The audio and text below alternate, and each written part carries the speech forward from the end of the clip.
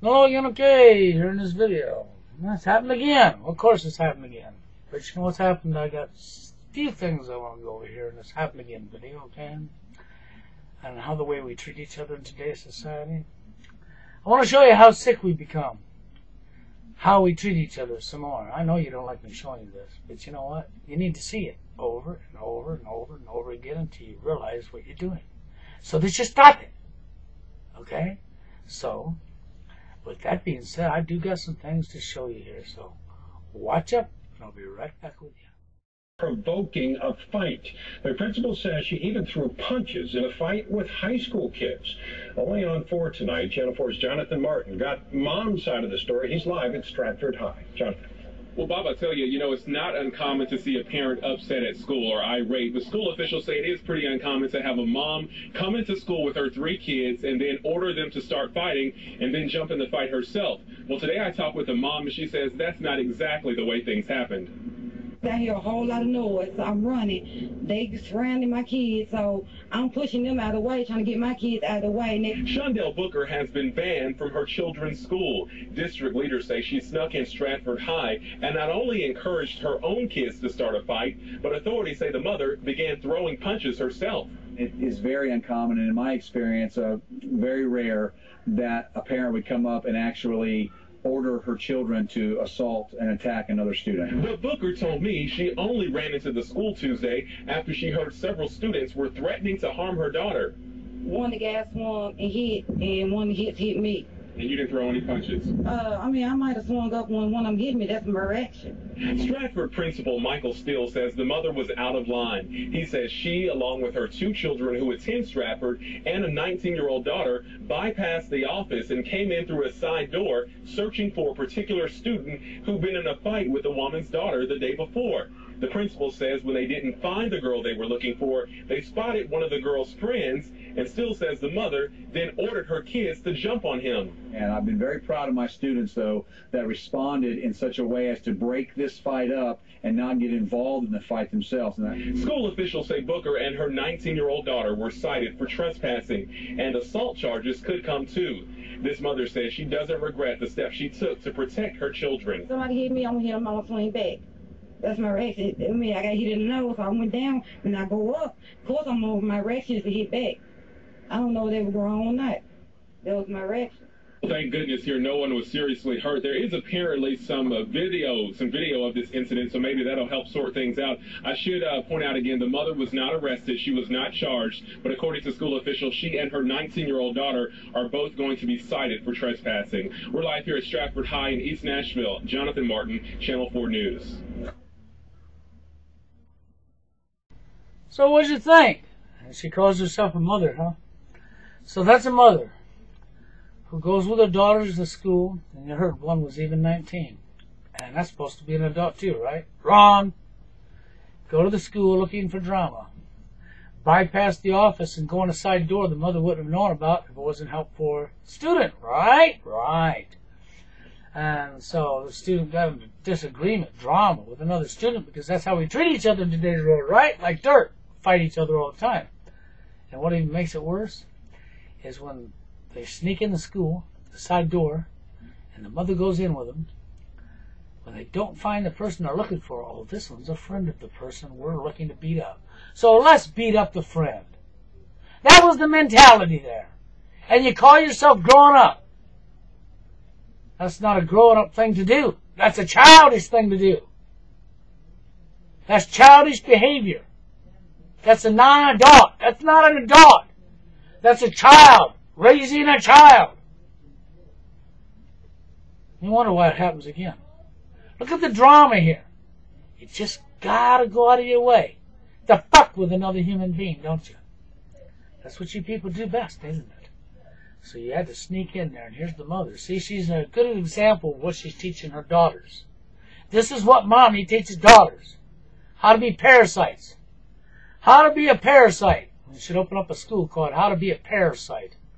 Okay? But that's not it. I got something else to show you, okay? Watch out. Be right back with you.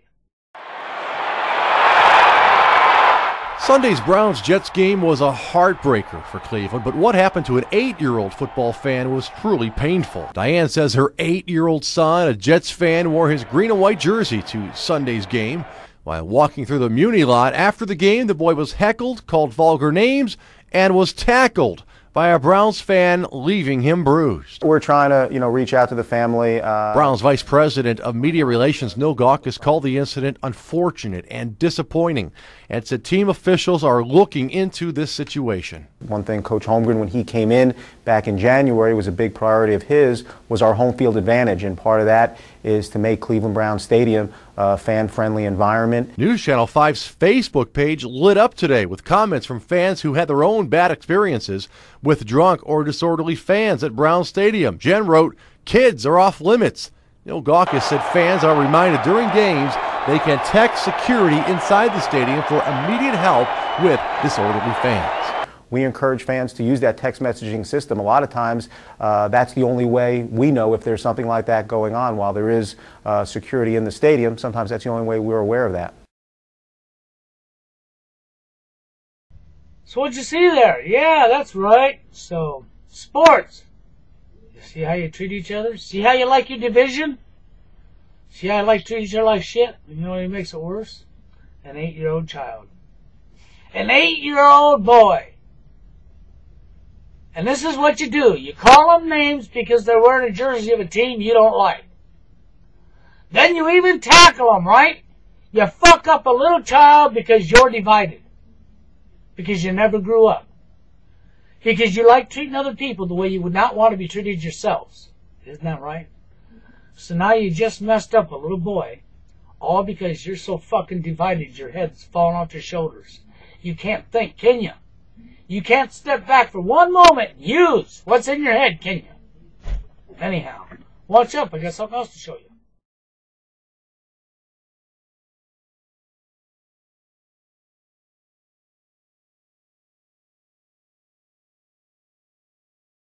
So what'd you see there? Yeah, you saw more of how we treat each other, ain't it? Last time you saw, well, now you saw the woman who was with her daughters and went to school and helped get in a fight and bullying people, and now you get to see how people treated the 8-year-old. That's right, leaving the game. And now you get to see this. What? Yeah, here we got a father who throws his son to the ground like a rag doll and drags him down the street like a rag doll, killing him. That's right, kills his little baby. Throws it to the ground and drags it down the street like a rag doll. That's right. And killed the kid. His own kid, even. So, this is how we treat one another, huh? Now this is how we treat our own children, is it? He called himself a father. That's not a father. That's not a father at all. What kind of father would throw their fucking kid to the ground, dunk slam him, a little baby kid, and drag it down the street like a rag doll, killing it? Maybe we should throw the father to the ground. Maybe we should hook him to the back of a car and drag him around for a few blocks. What do you think? I sort of think so. It's fucking disgusting, isn't it? Yeah, you see how we treat each other in today's society? That's why I keep putting this stuff in your face. Because this is exactly how we treat each other in today's society. Like dirt. So now you've gotten some more examples of why it happens again. That's right. And why it's going to continue to happen again. Because if it's not in the dating scene, this is what we treat each other like when we're not in the dating scene. Isn't it right? We treat each other like dirt. We don't give a shit about anybody else. We don't even care about human life. That's right. We don't care about human life. The only thing you care about is yourself. And you think it's all right to go out and do unto others that you wouldn't want done unto you. And I've never figured that out, how you could honestly think it's okay for you to do something to somebody else that you wouldn't want done unto you. You're sick. You need help. It's this division right here that's going to allow Nazi Germany to play itself out here in America. It's this division right here that's going to allow them to take people into camps and kill people because you ain't going to believe it. You're going to turn your back. And you're going to look the other way. I should throw you all in a hungry lion's den so you can turn your back and look the other way and become lunch. Because that's exactly what's about to happen to you. You're about to become lunch to your own system. Because you're too stupid to realize the history's replaying itself. And you're too stupid to realize there's only one way to stop it. See these criminals that are behind this and pulling the strings to make this happen? They get their power from us, the people. That's no lie. That's where they get the powers from us, the people. And only us, the people, can take that power back. And there's only one way to do that, and that's to stand together and say no. It's not by getting out guns and going to war, civil war. That ain't going to get you nowhere. They're ready for that. They want that. They're ready for that and want it. So they ain't going to get you anywhere. It's just going to get you dead. If you want to stop the war that we're in right now, you want to stop all this bullshit, then realize where they get their power. I don't care what country you're in. Your military is us, the people. Don't matter if you're in the United States, Mexico, China, Russia.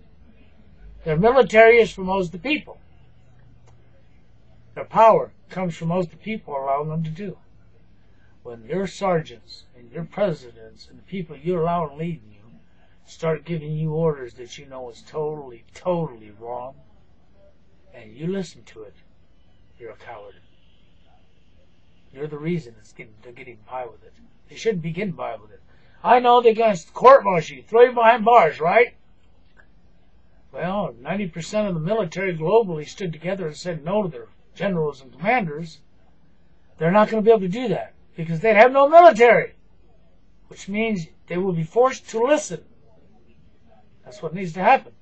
The people worldwide need to stand up and say no and put a stop to it. Are you ever going to grow up and figure that out? I doubt it. Not probably before millions more die again, right? Think about it. Leave comments and opinions. Next video, you have a good one. Found the bodies of 2 women and a child in a wooded area of Knox County. Our Letitia Perry's in the newsroom. She's been following the developments much of the afternoon. Letitia? Well, James, the family and the family friend went missing last Wednesday, and since then, hundreds of people have joined in the search efforts. Then today came the news that no one wanted to hear. The bodies of all 3 have been uncovered there in Mount Vernon. Right now, investigators are combing a farm field, as you see here, in a wooded area in Knox County, continuing to gather evidence in this case.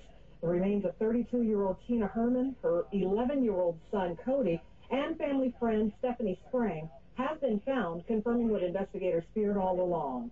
The 3 people, along with 13-year-old Sarah Maynard, went missing last Wednesday. But then Sarah was found on Sunday, bound and gagged in the nearby home of Matthew Hoffman, who remains a prime suspect and is behind bars right now on several charges, including kidnapping. His picture here. He's being held on a $1 million bond.